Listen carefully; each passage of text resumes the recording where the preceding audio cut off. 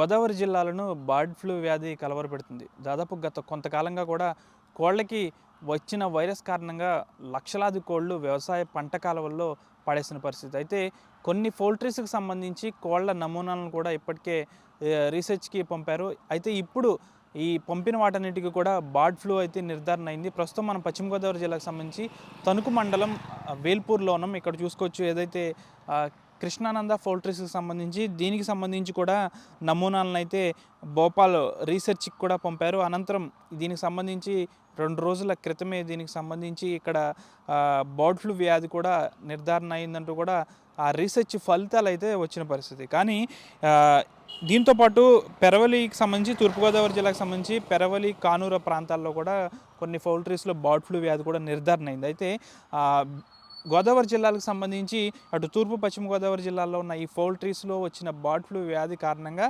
కొన్ని చోట్ల కఠినమైన నిబంధనలు అనేవి అమలు చేశారు అధికారులు. ఇటు కానూరు చూసుకుంటే తూర్పుగోదావరి జిల్లాకు సంబంధించి నిన్నటి నుంచి ఇప్పటివరకు కూడా అధికారులు అక్కడికి వెళ్ళి దాదాపు ఒక 5-6 కిలోమీటర్ల మేర రెడ్ జోన్గా ప్రకటించారు. అంతేకాకుండా అధికారులు అక్కడ క్వారంటైన్ కూడా చేశారు.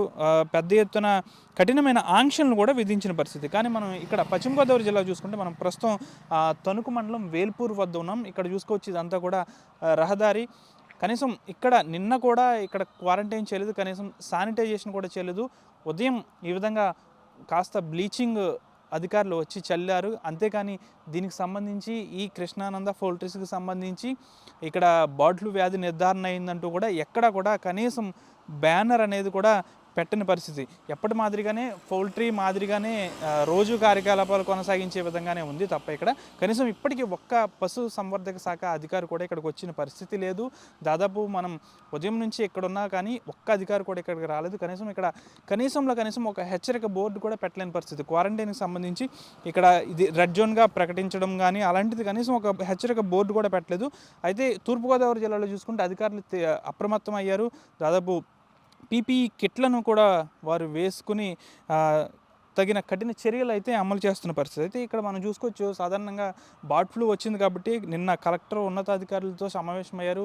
బర్డ్ ఫ్లూ వచ్చిన పౌల్ట్రీస్లో కోళ్ళనన్నింటినీ కూడా ఖననం చేయాలి అని కూడా చెప్పిన పరిస్థితి ఉంది. అంతేగాని ఇక్కడ ఒక అధికారి కూడా రాలేదు. 3 నెలల పాటు పౌల్ట్రీస్ని మూసివేయాలని కూడా చెప్పిన పరిస్థితి. కానీ ఇక్కడ ఇప్పటికీ కూడా ఆ విధంగానే కోళ్ళు అనేవి ఉన్నాయి. అధికారుల నిర్లక్ష్యం అయితే ఇక్కడ పెద్ద ఎత్తున కనిపిస్తుందని చెప్పాలి. పూర్తి స్థాయిలో ఇక్కడ చూసుకోవచ్చు మనం విజువల్స్లో క్లారిటీగా పెద్ద ఎత్తున కోళ్లను ఇక్కడ దహనం చేసే కార్యక్రమం ఏం చేయలేదు. కొన్ని కోళ్లను మాత్రం ఇక్కడ పూడ్చిపెట్టారు. అంతేగాని దానికి సంబంధించి ఇప్పటివరకు కూడా ఒక్క అధికారి కూడా ఇక్కడికి రాలేదు.